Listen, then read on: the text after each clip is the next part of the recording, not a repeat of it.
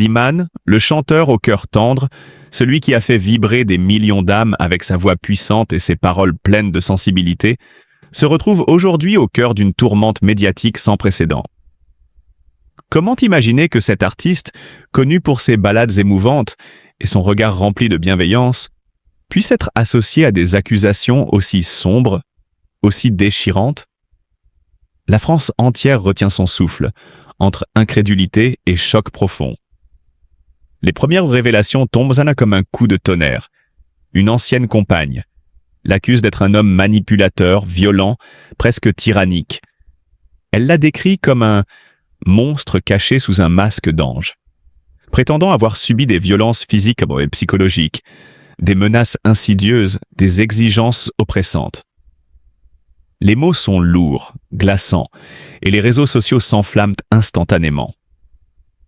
Comment cet homme, devenu père récemment, si tendre en parlant de sa fille Esmeralda, pourrait-il incarner une telle noirceur? Mais au cœur de ce chaos médiatique, une autre histoire émerge. Une histoire que peu connaissent, mais qui révèle toute la grandeur d'âme de Slimane. Ceux qui l'ont véritablement côtoyé savent que cet artiste n'est pas un homme de violence, mais de douleurs profondes et de combats intérieurs. Depuis ses débuts, Slimane a porté un fardeau invisible, celui d'un passé marqué par l'abandon, les déceptions et une lutte constante pour être accepté. Sa musique n'a jamais été qu'un refuge, un cri d'espoir pour ceux qui, comme lui, se sont sentis rejetés par la vie. Face à ces accusations, Slimane choisit de ne pas répondre dans l'immédiat. Pas d'interview sensationnaliste, pas de justification précipitée. Non, il préfère se retirer, entouré de ses proches, laissant la tempête s'abattre sur lui sans défense apparente. Un silence pesant, mais qui en dit long sur sa dignité et sa force intérieure. Car ceux qui connaissent vraiment Slimane savent qu'il n'est pas du genre à fuir, mais à se battre, non pas avec des poings, mais avec son cœur, ses mots, sa musique. Peu à peu, des voix s'élèvent en sa faveur. Des amis, des collègues, des proches racontent un homme généreux, à l'écoute, toujours prêt à tendre la main à ceux dans le besoin. Ces témoignages déchirent le voile de suspicion et redonnent espoir à ceux qui refusent de croire en cette chute brutale. Et si tout cela n'était qu'un malentendu tragique, une attaque injuste contre un homme qui a toujours prôné l'amour et le respect à travers ses chansons, le public, tiraillé entre la douleur de ses accusations et l'admiration profonde pour cet artiste exceptionnel, reste suspendu à chaque rebondissement. Mais Slimane, fidèle à lui-même, ne laisse pas la haine dicter son destin. Il continue d'écrire, de composer, de transformer sa peine en poésie. Peut-être est-ce là sa plus grande force. S'élever au-dessus du scandale, rester fidèle à l'homme qu'il extend vraiment. Dans cette épreuve, Slimane ne se contente pas de survivre. Il se transforme en symbole de résilience, prouvant que même lorsque tout semble perdu, il reste possible de se relever. Sa voix, toujours aussi puissante, ne chante plus seulement l'amour, mais aussi la vérité et la justice.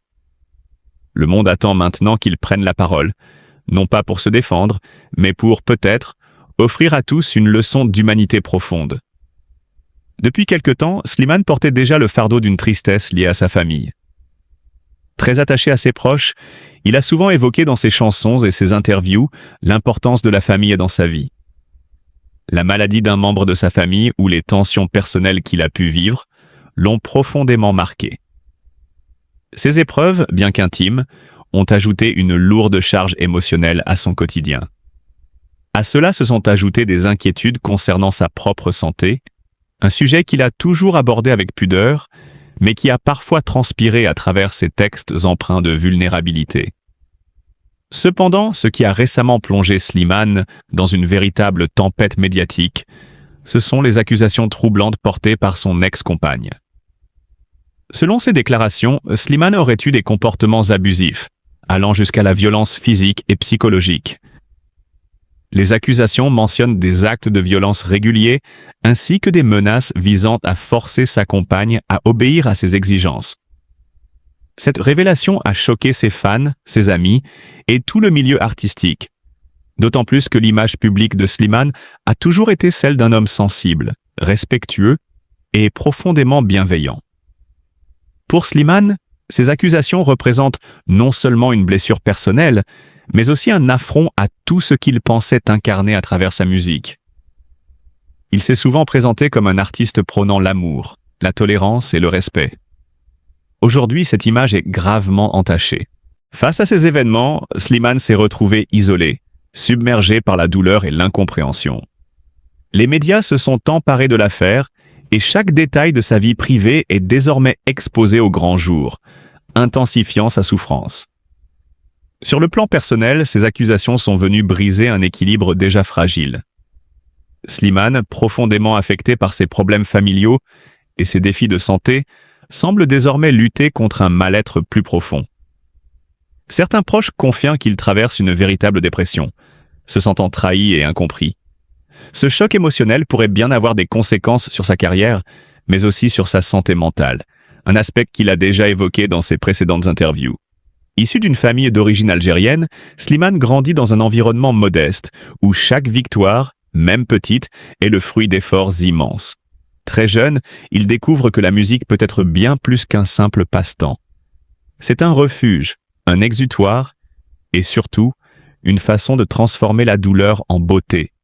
Ses premières chansons, écrites en secret, sont des cris du cœur, des confessions intimes où se mêlent espoir, tristesse et rêve d'un avenir meilleur.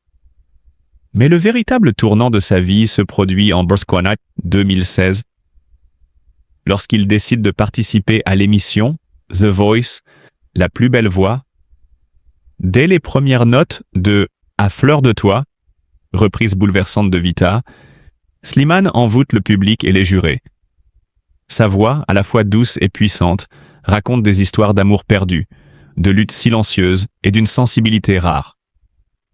Ce n'est pas seulement une performance vocale, mais un moment suspendu dans le temps, une déclaration d'authenticité.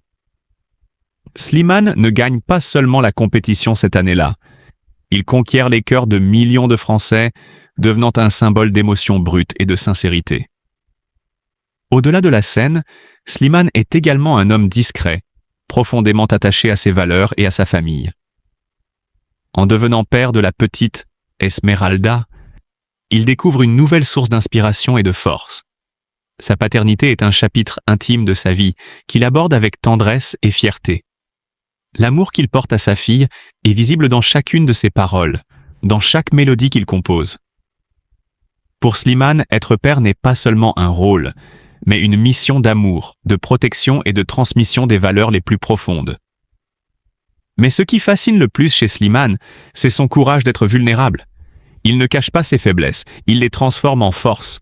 Ses chansons parlent d'angoisse, de solitude, de désillusion, mais elles sont toujours porteuses d'une lueur d'espoir. Slimane nous enseigne que la véritable force réside dans l'acceptation de ses failles et que chaque cicatrice peut devenir une œuvre d'art. Son influence dépasse largement les frontières de la musique. Slimane est devenu une figure emblématique de résilience, de bienveillance et d'authenticité. Il essaie la voix des cœurs brisés, le compagnon invisible de ceux qui cherchent du réconfort dans la musique.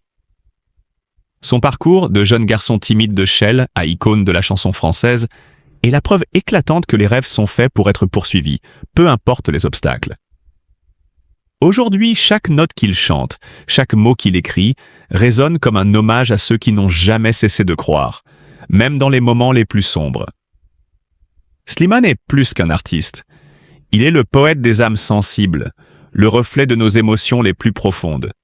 Et à chaque nouveau projet, il continue de prouver qu'il n'est pas seulement une étoile dans le ciel musical français, mais un véritable phare pour ceux qui naviguent dans l'obscurité.